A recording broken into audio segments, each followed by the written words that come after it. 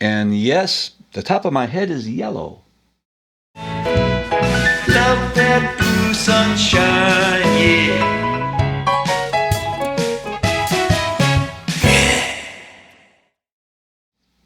Hello, my name is Jim Sorella, and welcome to Sweeterland Studio, my studio from home. Today, I'm going to talk about how Blue Sunshine was made. It's going to be informal. I'll start with the source of inspiration of the song, and then I'll talk about how the video was made, and then I'll talk about how the audio was created. So first, yes, the top of my head is yellow. I will get to that. My wife and I have a granddaughter living in Thornton, Colorado, and we had received several photographs. And they all were stunning. My wife put one picture into a frame and put it on the mantle. It was a picture of Aubrey in a blue dress. And I think she was maybe 1.5 years old. There's the picture. And every time I saw that picture, I kept hearing this kind of song, Blue Sunshine. And I started writing on the guitar. I wrote it. It was more like a folk song originally. And I developed two sections. In the end, there's three parts, but I wrote the two parts, the melody and the guitar chord progression. Then I went downstairs to work on the audio, and I'll cover that in the audio section. This song, Blue Sunshine, is about our granddaughter, inspired from the photo, and the words were inspired by her coming into existence and warming our hearts. So that's the origins to Blue Sunshine.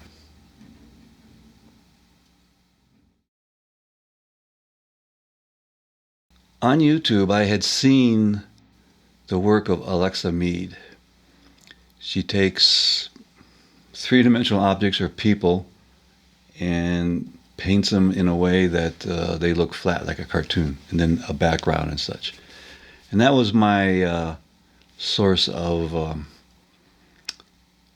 inspiration, or what I was kind of working off of to develop the set that I did. In making the set, I used pretty much what I had laying around. I had just finished building the house, and there was some panels and wood left over, and I constructed the set out of that. It was during COVID thing, and a lot of the panels at the local hardware stores or other big box stores, they became extremely expensive. I mean, they were like triple the cost. I ended up buying maybe a couple panels, but I bought cheaper ones. And things don't really match, but it doesn't matter. It goes with the philosophy behind my approach and my philosophy for my Sweeterland Studio and for Old Porch Productions. There's a separate video on that. What's the philosophy behind it? And just briefly, I try to do what I can, and I take what I get, and I don't stress about it. I'm happy to have what I have. I am just a home studio, one person, pretty much doing it all. Everything from making the music, being the character, often the camera work. I have some help with my wife, and once in a while, and a stepson. So I appreciate it when I do get the help. I built a set. I took the words from the song and I sketched out kind of a pattern for the walls. I decided to make 2 panels, 4x8s on each side, and 3 panels, which be 12 feet in the front. I thought that would be plenty, but it did create problems on the shots that would involve reaching the end of the limits. So in the footage there, some people may have noticed that there's some strange elements on top, and I just took pieces of the set and kind of masked it up to cover up some spots that the camera had picked up. Otherwise, you'd be seeing part of my garage. So that took me by surprise because that's the first set I ever made. I'm not an artist. I did the best I can to make what I could. Like I said, I live with what I get, and I'm happy with it. So then I did all the individual parts of the song, like the Blue Diamond and 1,000 Butterflies. I made out this thing, and then I actually bought these little plastic butterflies and stuck them on for the most part. I also drew some underneath. And the rainbow of blue, blueberries, ladybug sipping on blueberry dew, ocean island, waterfalls, and so on, shooting or falling stars. All were elements in the tune. I put just plain white panels on the bottom. I'm not sure. I think they do show up in a few shots. Every plant you see is plastic, and they've been painted, except for some blue ones at the fence, and maybe if there's anything you can see behind a chair that wasn't painted. Now, I was trying to get this ready because Blue Sunshine was coming down for Christmas. And I thought, well, I'm going to make this set, and it would be fun to have her in the video. And I managed to get 99% of it done before she came. The strategy with Aubrey was she can do whatever she wants. I mean, like I said, this is music homebrew video, so I'm not worried about whether she wants to wear a blue dress or a pink one or a green one. So she had the options to do whatever she wanted, including not even doing it. But between my wife and a friend of hers that was over that day that we did the shooting, they got her to loosen up and dance some. Now, she didn't want to do a blue dress. She wanted a pink one, and I had this kind of lavender dress. And I said, let's put some polka dots on it, and she was excited about that, so that's what we did. And you can see some of the footage here that hitting and putting all the polka dots on it to get her ready. So then, when we were filming, we just started dancing and playing the music and have her wiggle around, and I got, I think, some nice shots. I did have a person that I shared the video with before releasing it, and their question was, why wasn't she wearing blue? And that's why, because she chose not to, and that's fine. But she is Blue Sunshine, and her grandmother is the Blue Lady, and she did a remarkable job. I decided to put some elements into it of the musical composition itself. So I have a horn that I plan on using for other videos, and I painted it black for the future videos that I plan on doing. And I just added some yellow highlights to it. I bought a little tiny piano, as inexpensive as I could find. I ran around trying to find a cheap guitar, and I found one for $25. I painted that up.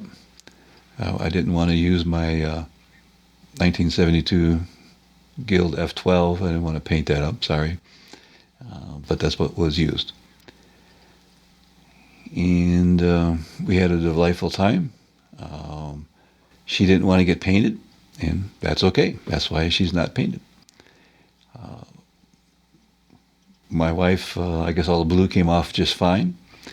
For me, I had the hat on, and where I sweated, and the top of my head, it has stayed yellow. I think it's permanent.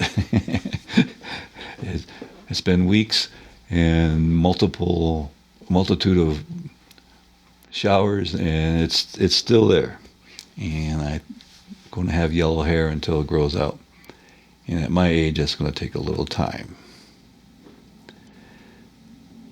So the lighting was could have been improved. I used what I had. I couldn't get a top down except during the day.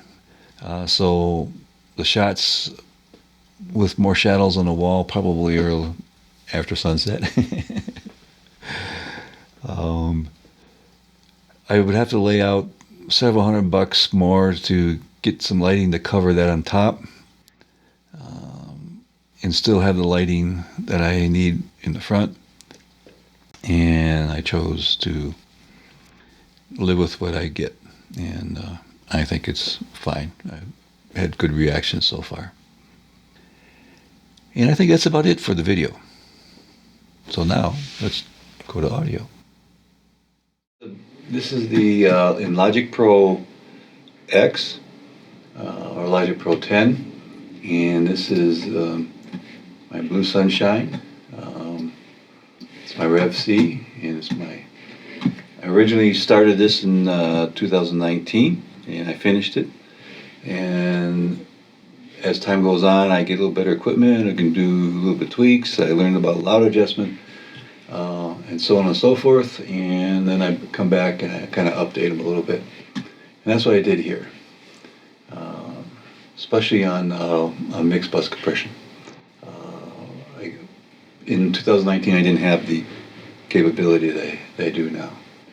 So, in this particular song, Blue Sunshine, I used a Superior drummer. I consider Superior drummer my drummer in the box, and I decided to go with a kind of a boogie woogie type sound, which I'll get to in a minute. So I ended up looking for, what I always do is I look for drum samples that comes close. And then I go in there and I rearrange things. Now I don't have the original in here, but I do have, I think, the kick, if I remember correctly. Let's go over here, kick, right here. It's actually muted. That's what I want to do. Go in here. You can see that I separated all the items out, and then I can individually change things to what I need to fit the song, the hit patterns, some accents, and so on and so forth. So I have found Superior Drummer to be a pretty darn good program, but I don't have much experience with anything else. So what I have left here, for example, here's the snare. I took the original snare, put it on a track by itself, bounced it to a WAV file, did a little bit of compression. Don't like to do a lot, just a tiny bit, just to test to see how it sounds. Sometimes I use it, sometimes I don't. I tend to use it more than not. Let's just see how this kind of sounds. We'll go in here and do this. Let's get rid of this in here. And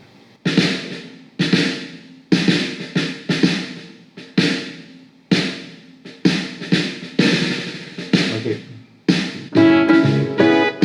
So let's stop here. So I think actually in this one, if I remember correctly, I actually played the snare on a snare that I have, and I think I might have put over top of it. So this might be a blend, and I apparently ran this into an 1176 compressor. So basically, I get the drums, I get them close, find something close that fits good, and I massage it out to make it fit the song. The bass, in this case, was a Fender P bass, I think 76 if I remember correctly, and it's fretless. I found this fella in California somewhere said it was his father's. He don't know why he was fretless or who did the work, but it plays well. Sounds like a fretless bass. It was before I had my K stand-up bass, and that's what I used. And let's play a little bit of that. Let's go in here. See how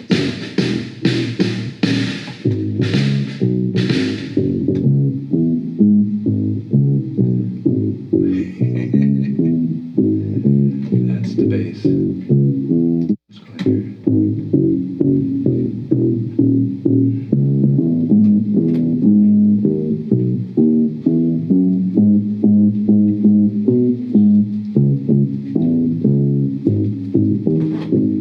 I love it.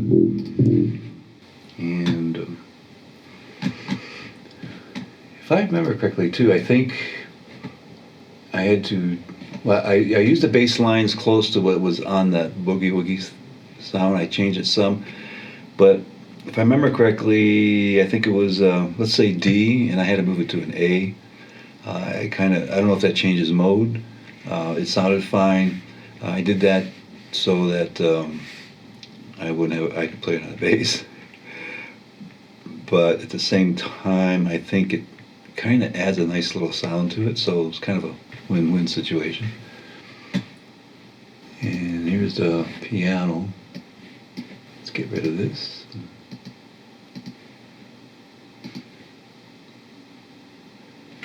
You can see the piano part here. Let's see what we got. Let's go down. There's the piano. Let's see here if I went to an A or not. Oh, G sharp, B, okay. So there's the E. I altered the bass lines up. I don't remember if it was a third or a fifth, but something. And then I had to modify all of this to sort of fit the song to the melody that I was working on.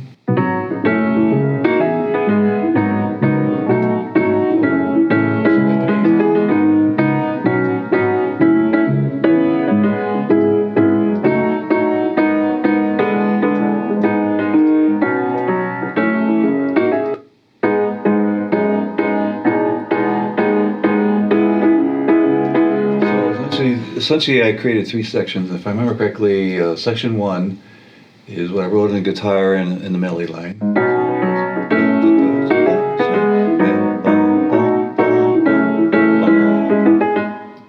And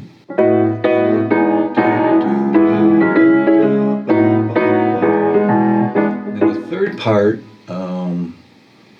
I didn't have it. It was not written until I came onto the program.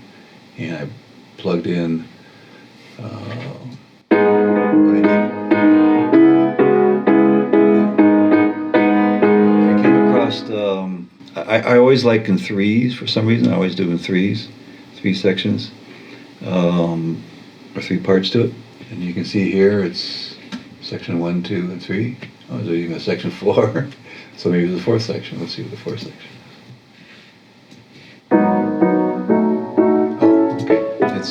This is a slowed down version.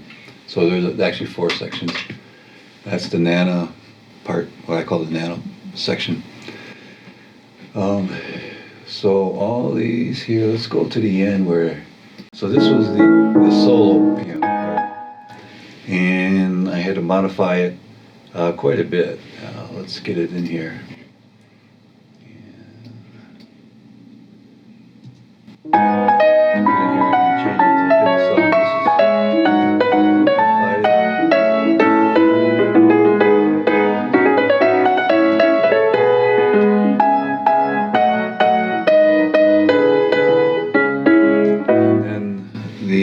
guitar part comes in, 12 string.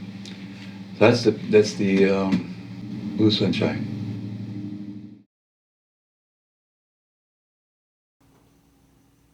So now I want to show you the guitar solo part on Blue Sunshine. The guitar that was used is this Guild F212, and it's a 1972. Let's see if we get the GoPro here a little bit. Let's try it. And it goes something like this.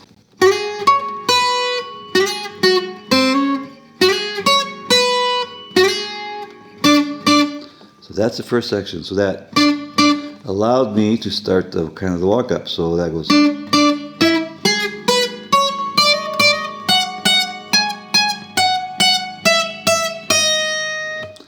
And I wanted to, since I kind of started with it, getting kind of a melody line, getting in and getting into a groove and kind of going with it on the upward run, then I wanted to kind of break out and just let loose a little bit.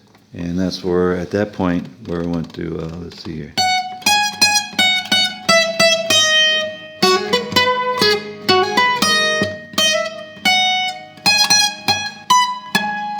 So that's my breakout.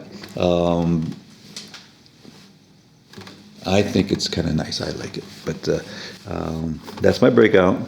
And at that point, it's sort of like at the crescendo.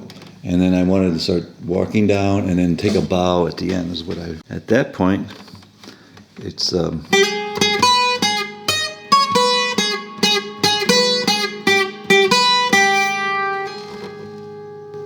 time. That's bow. Okay. I got the recording and I went through it, and I actually got a little bit excited because I did a fair job for me. And... but I ended up I had two little mistakes in it that I kept, and I even played here. I think like Bob Ross says, he would call them happy mistakes, or that's what they are kind of here. And so my intention was, but what I did was I came down and I overshot, and I went, instead of there, which is a half step down.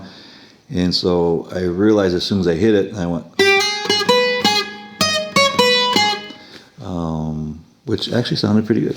Like I said, Bob Ross and Happy Mistakes. This part, very simple, but I was supposed to go in my mind. Now,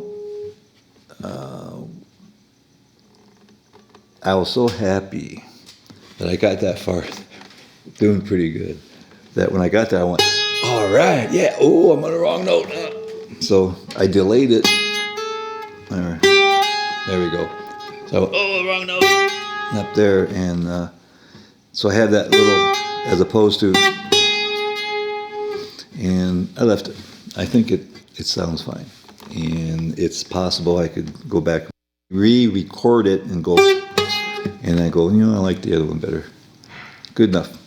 So that's it. That's the Blue Sunshine guitar solo on this 1972 Guild F212.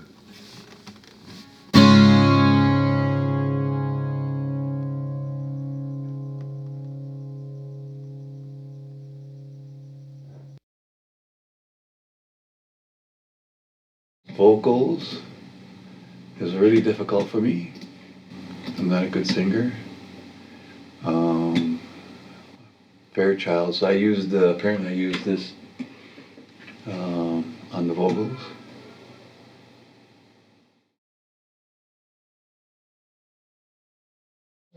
Here's a trumpet. And I used, down here you can see it, don't have it horns. It's the trombone here, apparently, and let's see the bottom. Let's see what we got here. Another trombone, trumpet lead. Let's see if it's actually a trumpet, tenor sax. So you can see that sometimes I start with something and it changes. There is a trumpet here. So that's good, because let's just... Let's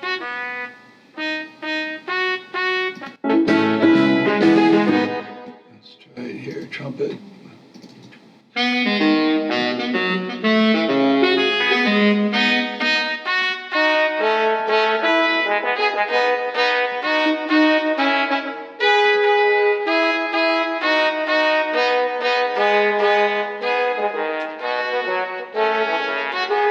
So the first part I had a little bit of an extra lead in there and then made it more generic. There is a guitar in here. You can hear it at the end. Let's see if we can catch it at the end.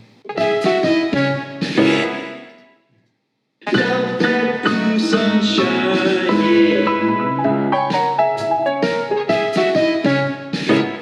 Okay, you can hear the guitar. There is a guitar part in this whole thing. It was done on a Kenny Hill 2005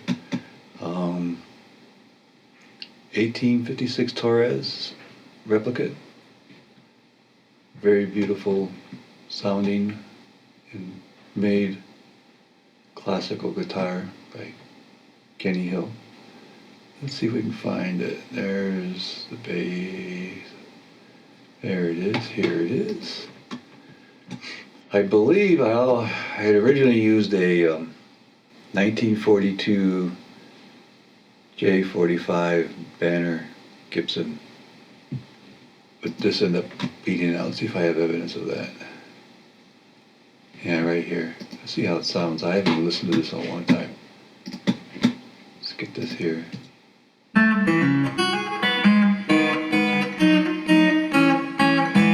Sounds too tinny. I probably got too much shit in here. Probably have too much stuff.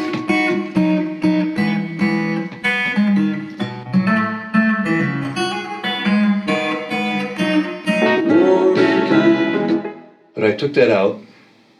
I don't know if it was too tinny because I went up here and I ended up using this. And I found, interestingly, I didn't like the guitar up too much.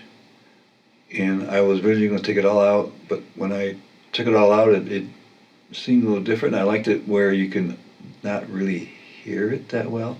At the end, when it plays that little line at the end, you can hear that. In fact, I'll just play it right here. Oh, do this.